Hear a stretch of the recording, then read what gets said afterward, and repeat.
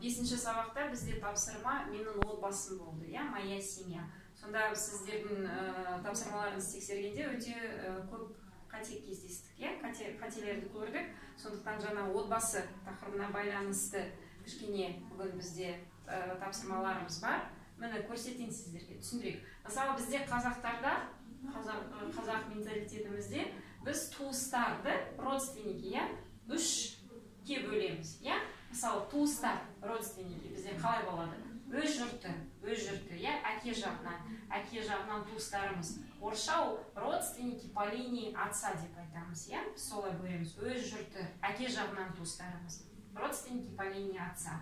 Содан кейін, мысалы, нағашы жұртымыз, нағашыларымыз, это родственники по линии матери, ана жағынан. Біз бір сөзбен айтамыз, нағашыларымыз, өз жұртым деп айтамыз. Сонда біз түсінеміз қалай болады. Орыс тілінде орысша кішкене басқаша болады. То есть они говорят родственники мамы, родственники по маме деп айтады, или родственники по папе, родственники со стороны отца, по линии отца деп солай айтады, по линии матери. То есть кішкене басқаша. Содан кейін бізде тағы бір туыстарымыз бар, ол қайын жұрт. Қайын жұрт дегеніміз это родственники со стороны, по линии со стороны мужа или жены, әйелдің туыстары немесе күйеуінің туыстары.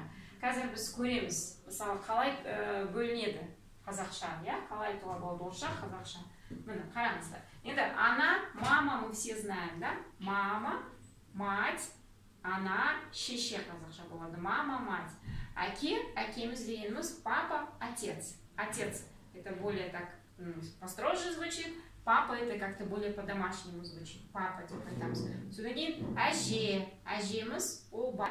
Единственное біз айтамыз, әже мысалы үлкен кісі, кішкене үлкендеу, жасы үлкен адамға әже деп айтамыз, кішкене жастау адамға апа деп айтамыз. Ал енді орысша ол бабушка бола береді. Ал енді тағы бар, орысша бабушка, прабабушка. Прабабушка дегеніміз ол бабушкамыздың шешесі, прабабушка деп айтамыз. Содан кейін дедушкамыз ата болса, прадедушка деген, пра деген сөзіміз, ол біздің бабаларымыз, үлкен кісілеріміз. Сонда прабабушка, прадедушка деп айтамыз. Дедушка и бабушка солай болады. Содан кейін кім бар енді бізде? Аға, старший брат. Аға это старший брат. И точно так же, допустим, бізде аға это еще дядя. Ага, это старший брат и дядя деп айтуға болады. Іні это младший брат. Младший брат. По-другому мы еще можем как сказать, допустим, братишка, Младший брат или братишка деп айтамыз. Это мой братишка. Старший брат, или мы можем еще сказать мой дядя. Дядя. Ребенок. Ребенок, жаңа басында біз сіздерге түсіндірдік. Бала деген сөз. Неважно, девочка, это или мальчик, это ребенок. Еще говорят, есть такое слово дитя. Дитя, это тоже бала.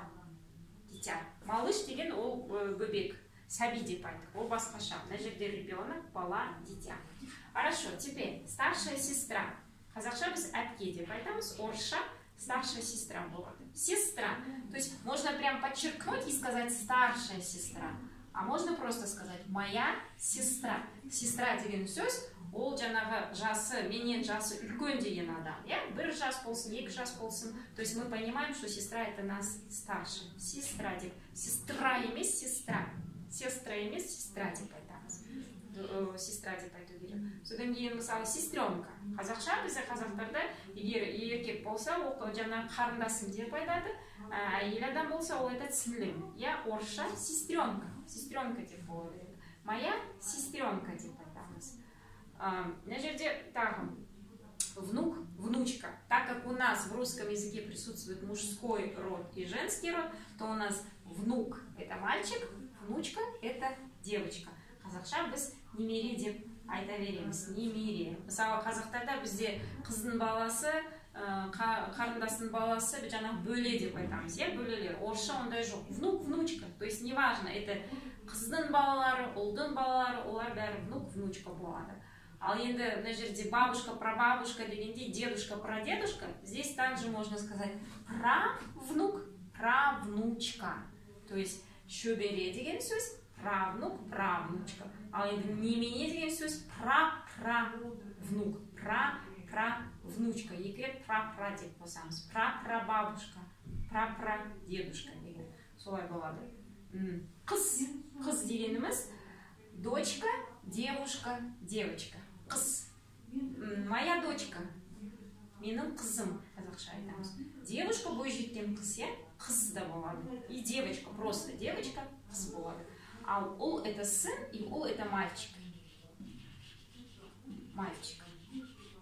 Қазақша біз айтамыз ұл бала, қыз бала. Орысша у нас мальчик, девочка, дочка, сын. Балдыз. Балдыз дегеніміз кім? Балдыз это Шурин. Шурин. То есть біздің мені қайын жұрт, я? Балдыз это Шурин. Бөле. Қазақша бөле дегеніміз бізде мы делим, да, допустим, екі әпкелі сіңілілер болсын, жаңағы апайлары болсын бірдей, я? Қыздардың балалары бәрі бір-біріне бөле болады. Орысша ондай жоқ. То есть у них есть двоюродный брат, двоюродная сестра, троюродный брат, троюродная сестра дегендей, четвероюродный деп айта береді солар. То есть бөле деген понятие жоқ.